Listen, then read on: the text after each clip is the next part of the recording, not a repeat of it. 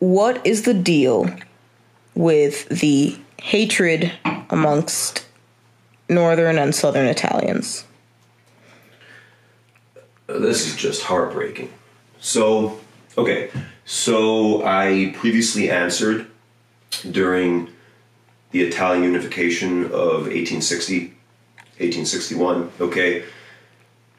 Garibaldi is a general from the north, where they were largely self-ruled Italian kingdoms. He came down with his army of volunteers and liberated southern Italy of foreign occupiers, which was basically a cadet branch of a Spanish-French monarchy, okay? He brings his army, liberating the south, up through the middle of Italy, where he then meets the northern forces, Italian forces that have consolidated the north, and he then hands over power to what ostensibly are the representatives of the people. The politicians, the king of the kingdom of Piemonte, Sardinia, Vittorio Emanuele, who becomes the first king of United Italy. Now, unfortunately, those people who Garibaldi handed the reins of civil society over to completely betrayed the South. And by betray, I mean betrayed the values of Italian unification of Giuseppe Mazzini and literally massacred Southern Italians who did not fall in line. So I think that if the failed Roman Republic of 1848, 1849 had succeeded, it would be much different. In 1848 was the first round of Italian revolutions to try to unify Italy, and in Rome, the people had demanded more democracy and ousted the Pope, who essentially was a king of the Papal States in central, a little bit of south, a little bit of north Italy. And the philosopher Giuseppe Mazzini, also from the north, and Giuseppe Garibaldi, the general, were the heads of that Roman Republic. And Mazzini believed in compassion, empathy for his fellow human being. But he saw a universal religion, which for him may have meant Catholicism, but that was accepting of freedom and of people, a true love actually in the tradition of Jesus, okay? And was the head of what was a democracy, a republic. That failed, and come 12 years later, when they went through all this again to unify Italy and succeeded, the question again was, do we make it a republic, or do we fall in line with the majority of Europe at the time, which were kingdoms? And there were votes, and it's a big question if the actual results were in favor of Italy becoming a kingdom. Because the South, you have to understand, the South being occupied by foreign forces for centuries and centuries and centuries, you're talking about an agrarian people occupied by non-Italians, okay? They didn't have the luxury that the northern self-ruled Italians had to read books, to go to university, unless you were from, say, Palermo in Sicily, which truly was a metropolitan jewel of the Mediterranean in Europe. But Sicily is a big island, and the whole southern half of Italy, it's like the whole southern half of California. And if you have that many Italians that don't have access to cosmopolitan notions of freedom, of their own history, of world history, you can't even assemble. If you were an activist from northern Italy trying to create this notion throughout Europe and your own country of a united Italy, if you're from the North, you had the freedom to at least assemble because the powers that be are also Italian. But if you're from the South, how are those people who have a larger scope of education, of self-actualization, of present circumstance, how are they going to get their message to a bunch of people who are essentially indentured servants working for foreign occupiers? So when what is essentially a northern movement of unification for the entire Italian peninsula succeeds, and now you have to ask the people in the South, okay, how are you going to vote? Are you going to vote for a republic? Are you going to vote for a king? The Southern agrarian worker is thinking, all I know is that I wake up before dawn, I work, and master gives me food. That's all their grandfather knew. That's all their grandchild's going to know. What do I know? You know, if let's say I'm a prosperous American and I go to DR and I set up a farm and I pay local Dominicans in the campo what in DR is a fair wage, and they're doing an honest day's work for what in DR is an honest day's pay, but they're living in what in the US would be considered a shanty, but they're fine. They got their rice, they got their electricity, they got their job, and they're making an honest living. Okay? And then you, another Dominican from Santo Domingo, tries telling them, no, that American guy, screw that. We're Dominicans. Well, yeah, you may be right.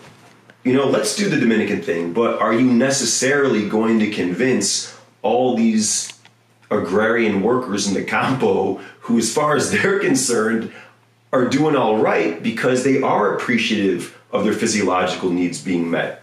Are you going to convince them to be gung-ho to kick out either their meal ticket or at the very least all they have ever known? And so what you had a lot of Southern Italians that didn't necessarily hate the imperialist foreign regime. And so instead of having grassroots outreach from the North to educate and illuminate Southern Italians about having pride or a sense of urgency for this pan-Latinism, this pan-Italianism, okay? What did the North do? They massacred people, right? They come into a town where there's been insurrection, right? Shoot all the priests and the men, lock the women and children up in their houses, and set the houses on fire. Okay, that's what happened in Sicily. That's what happened in Campania. That's what happened in a lot of the South. Okay, now because of that, that's how Mafia thrives. Okay, you had people who eventually became mafiosi, and before that, they were Sicilian Italians who even fought for Italian unification and freedom, buying into these philosophical notions of altruism and brotherhood from the North. And then after the revolution is successful, because they don't agree and buy into wholeheartedly what's being sold by the North, and yes, there's insurrection. What does the North do? Well, they bring the Italian army now and massacre the Southern people. And what happens in modern Italy now, in the 1900s, okay? And you have the modern world infiltrating the darkest, most agrarian, out-of-the-way corners of southern Italy, okay? What happens is the North, that has essentially been self-ruling for the centuries, jumps on the wagon train of modern industrialization.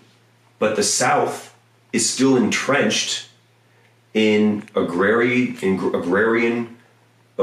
working, non-educated poverty. And so you have this huge discrepancy between north and south in terms of prosperity, in terms of cosmopolitanism. And that is why most Italians that emigrated to the US, why most Italians in the US now are from the South, because they had to get out of there. And that's why when they got here, okay, they replaced the fairly recently emancipated African Americans from slavery doing the jobs that they used to do, and were willing to do it for less money than the now free African Americans were willing to do, because that's the work that they knew. So that's why, and now of course it all comes full circle, right? So because of everything I just explained, you have Mafia come into prevalence, which is essentially a shadow state. And actually in Sicily, it is sort of a co-state. And that's why they get power. Well, the state is going to have its foot up your ass. And you don't even realize that I'm going to have my foot up your ass too, but at least you recognize me as your neighbor. And so now, of course, the North is indignant towards the South, because so much of the North taxpayers' money goes towards programs to the South that are being funded through Mafia. So it's just this ugly cycle. It actually goes much farther back than that. Sicily was always a very coveted outpost, let's say, being the largest island in the Mediterranean. You can go back to Carthage. Okay, Carthage being the most powerful force in the Mediterranean was an African empire. Now we're talking like 250 BC, and they want to expand their empire and their influence. And they want to make their way to Italy and Spain. And so they occupy Sicily. And, you know, the Romans can't risk having this clearly hostile power less than a hop, skip, and a jump away from their mainland. We're talking about a hop, less than a hop. So that occupation of Sicily by the African Carthaginians, led by Amilcar Barca, basically instigates what becomes the wars with Rome that don't end for 100 years, generations, because every time Carthage tried to take over Italy, eventually the Romans would win, and they would allow the Carthaginians to go back home. They would set agreements in a treaty for armistice, and every generation the Carthaginians broke those peace agreements. And so it is then Amilcar Barca's son, Hannibal, who inflicts the most amount of carnage. With it, he brings his elephants, of course, up through Spain, through the Alps, into Italy, and he spends 15 years raping, burning, and pillaging the Italian peninsula.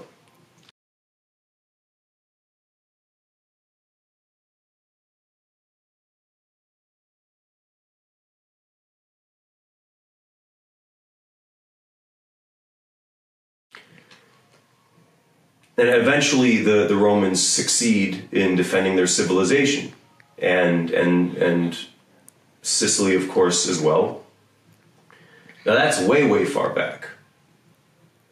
Let's bring it more contemporary to the apropos circumstances that we're dealing with these days. Okay, in 1700, the King of Spain dies without an heir.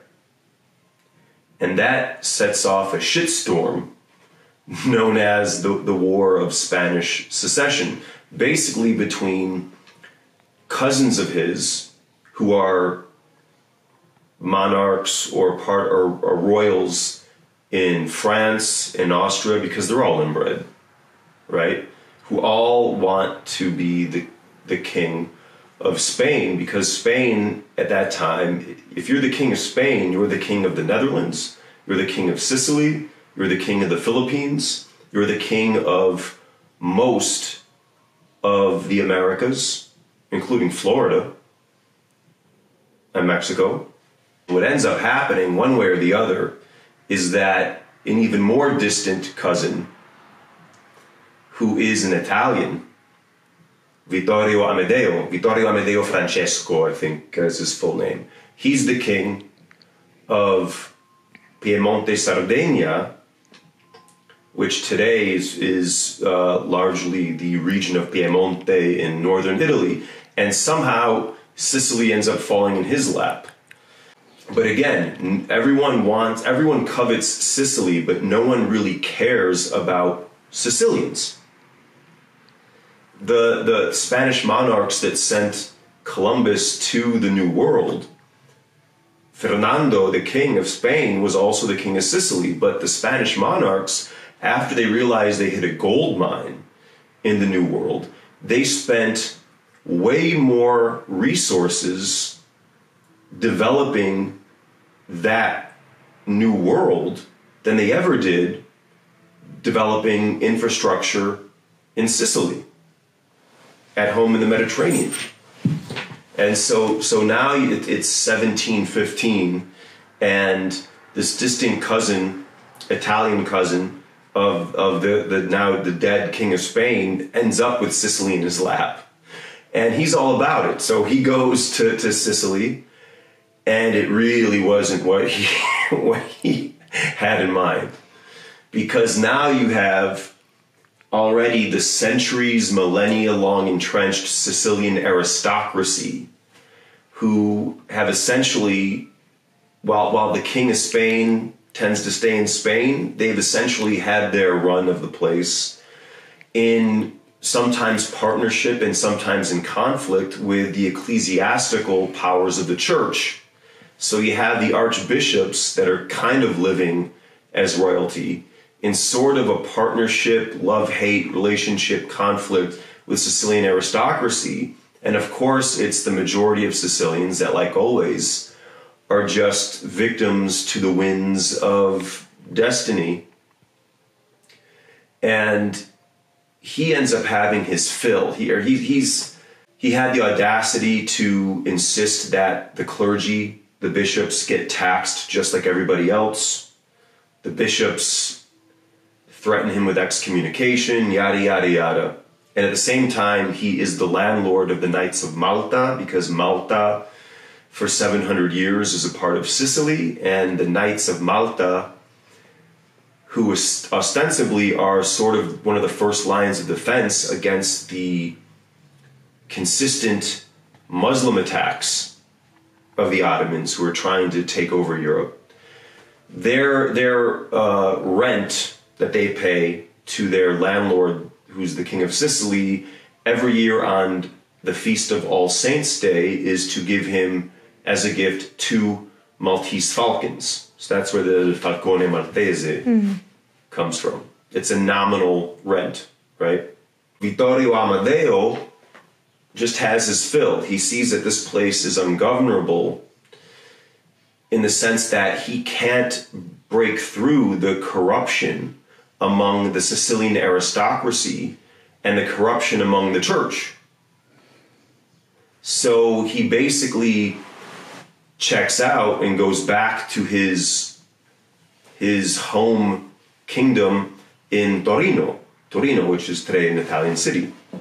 Shortly after that, eventually the Spanish Bourbons end up conquering and in control of Sicily. So the Bourbons are the monarchs in Spain, the Bourbons are monarchs in France, and it's that cadet branch of that family that falls in 1861 when Garibaldi comes to Sicily and helps unify Italy. But it's apropos that particular northern Italian king that was handed Sicily in the 1700s realized this is kind of ungovernable and had to go back, because it's then his 140 years later, it's his great however many times grandson, Vittorio Emanuele, who becomes the king of a united Italy when Garibaldi, having liberated the South, meets him coming from the north and hands over the reins to him. And so you're dealing with, again, someone from the north whose great whatever grandfather already tried to govern the Sicily. And honestly, the Sicilians weren't necessarily having some other guy rule their land. But it's just a continual history of people who could not self-rule, weren't allowed to self-rule. And so it all becomes the machinations of different forces, whether it's the church, whether it's Spain, whether it's northern Italy, essentially occupying people that were never given the opportunity to self-govern. And so 30 years after the unification of Italy, you're talking the 1890s now, Italy's the united country under a monarchy that is that monarchy from the north. And Sicily and the whole south of Italy has lost out on the Industrial Revolution. Right? They're at the end of the pier and they saw that boat sail basically because of oppression. What forms is what's known as the fascist labor movement. And that sounds really strange if your notion of fascism is what it has been post-Mussolini. The fascio is a symbol of ancient Rome, and it is a symbol of progress in democratic civil society. I'm sure that's news to a lot of people.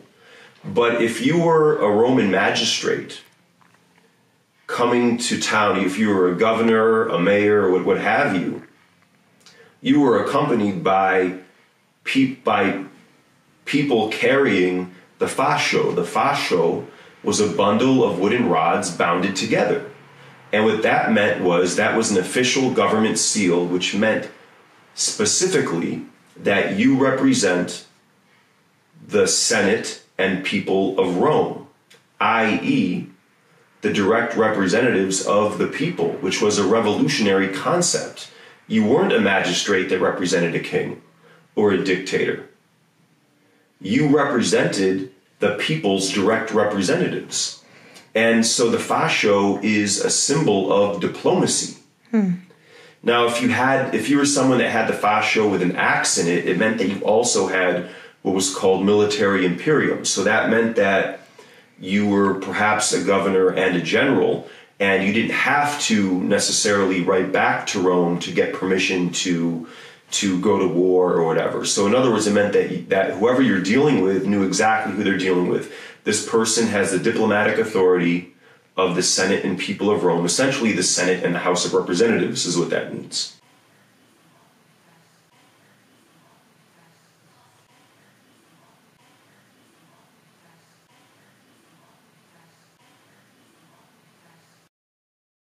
Or if he had an axe in it, it meant that he also has military imperium, essentially of law enforcement, you could kind of say. But you're talking about what is essentially a diplomatic symbol. And the labor movement in Sicily in the 1890s was a socialist movement, a socialist patriotic movement.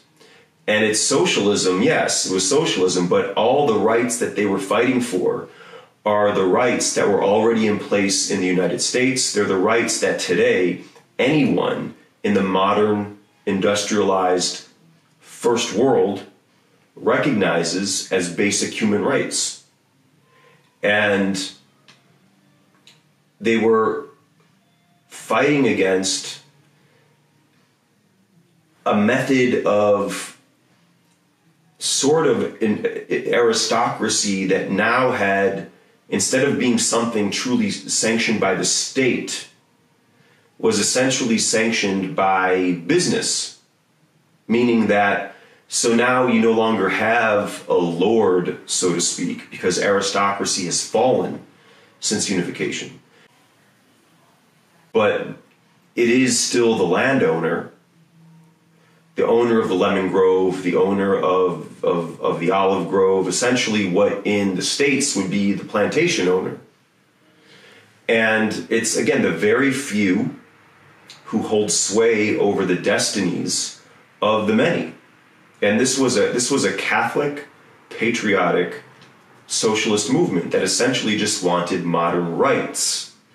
And they sort of made a pact with another devil, which was Mafia. The Mafia realized they had already infiltrated the upper echelons of big business, the upper echelons of government. And what La Mafia realized is that if they could also get a foothold in the lower rung of society, that is this workers' movement of the masses, then they could be fed by all hands of society on the bottom and the top. And so the fascio socialist labor movement made certain individual pacts with Mafia that was supposed to give it teeth, because the man, the government, has the army. What do we have? Right? We have allegedly freedom of speech. And so what happened was La Mafia eventually betrayed the workers and the workers' movement. And so that movement was squashed in the early mid-1890s from below, with Mafia betraying it from the inside, and from the top, when the Italian state, instead of like the United States, let's say, instead of negotiations, instead of the state realizing, you know what, maybe 12-year-old children shouldn't work in the sulfur mine for 16 hours a day.